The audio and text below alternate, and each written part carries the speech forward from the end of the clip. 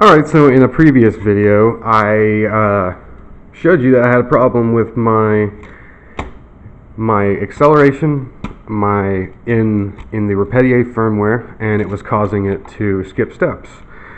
This is one of the things that you'll find out if you print out this basic shape here. You can go into OpenSCAD and print out a 2mm high by 100 by 100 square.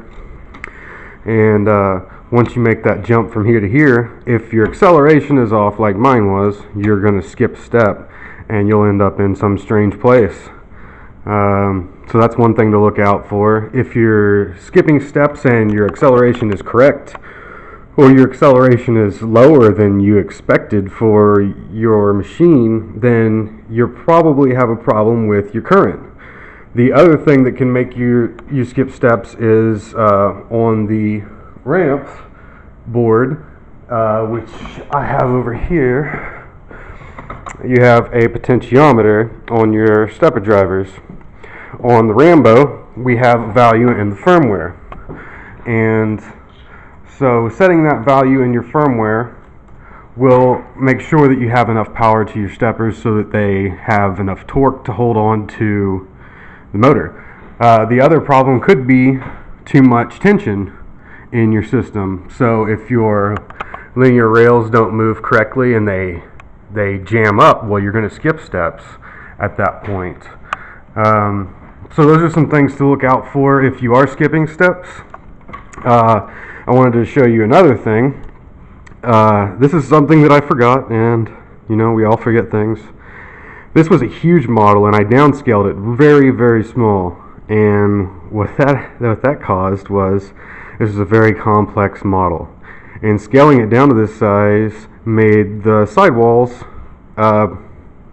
just way too complex, and it tries to draw all that complexity. And so you end up getting these little places where it just wants to put a dot, and it wants to put a dot, and it wants to put a dot, and it wants to put a dot, and that's a problem with these large models. See, this model was originally supposed to be too large for my print surface, so I just scaled it down, and that's just a bad idea. Basically, you need to make sure that your model is built for whatever your filament dimensions are in your slicer, and what's possible with your layer height and all that stuff.